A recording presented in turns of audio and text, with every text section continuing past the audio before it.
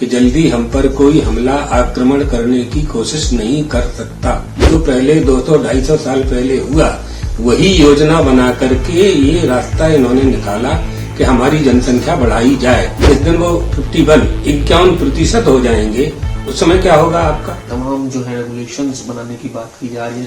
बांग्लादेश और चलाने वाले लोग जो इन्फ्लेटेटर्स हैं जो है वो बांग्लादेश में आए, बिहार में आए, फिर असम में आए। ये जो आने वाले लोग हैं ये षड्यंत्र पूर्वक आ रहे हैं।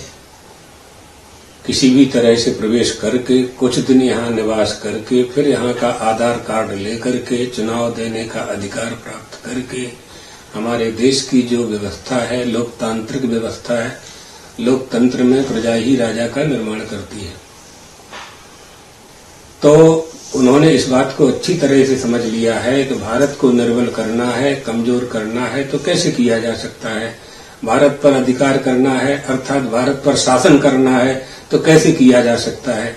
आज हमारी आर्मी, हमारी रक्षा, हमारी सेनाएं इतनी मजबूत हो गई हैं और इतने साधन संसाधन हमारे पास हो गए हैं कि जल्दी हम पर कोई हमला आक्रमण करने की कोशिश नहीं कर सकता।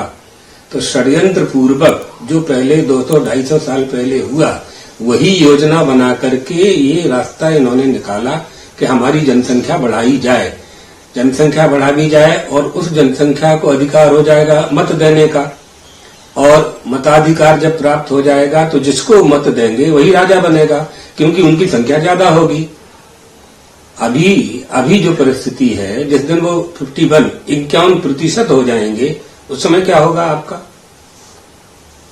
अभी उनकी संख्या कम होते हुए भी कई बार उनके उन लोगों को बड़े बड़े पदों पर आसीन किया गया कि हम समरसता बनी रहे, सबको समान अधिकार। कोई ये न कहे कि हमारे देश में अल्पसंख्यकों की उपेक्षा की जाती है, यह दोष कोई न लगा सके और विश्व में हमारा सम्मान बना रहे, सबको साथ लेकर के चलना सरकारों का काम भी होता है। सरकारें ऐसा करती भी हैं, संविधान भी है, संविधान भी उनको रहने की अनुमति तो देता ही है। लेकिन आपने जो कहा घुसपैठियों की जो बाहर से आ रहे हैं, ये तो बहुत बड़ा देश का नुकसान करने वाले लोग हैं जो बाहर से आकर के हमारे यहाँ प्रवेश कर रहे हैं और झारखंड में और जगह जगह गरीब लोगों के साथ शादी विवाह करके दूसरे व्यवहार करके और उन्हें अपने धर्म में परिवर्तित करके अपनी संख्या में वृद्धि कर रहे हैं। जनसंख्या वृद्धि भी बहुत बड़ा एक मुद्दा है।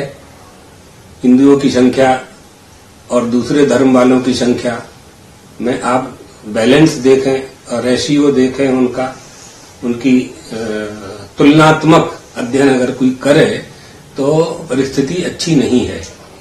उन लोगों की यह योजना है कि बहुमत के आधार पर जब सरकारें बनती हैं तो हमारा जब बहुमत होगा सरकार हमारे अनुकूल होगी तो हम अपने धर्म का प्रचार कर सकेंगे, अपने धर्म के अनुसार देश का निर्माण कर देंगे। इस देश पर हमारा शासन हो जाएगा जैसा 600 साल 800 साल रहा है पहले भी।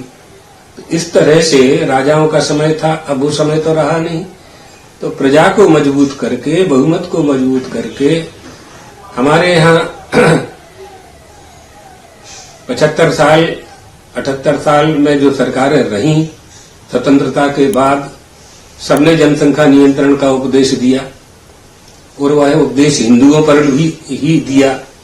हिंदुओं पर भी उस नियंत्रण करने की कोशिश की गई, आदेश दिया गया, सलाह दी गई कि जनसंख्या कम होनी चाहिए, जनसंख्या कम होनी चाहिए, देश की अर्थव्यवस्था बिगड़ जाएगी, आदि करके जनसंख्या कम की। तो हिंदुओं की जनसंख्या कम हुई, दूसरों ने सरकार के आदेश को स्वीकार ही नहीं किया, माना ही नहीं।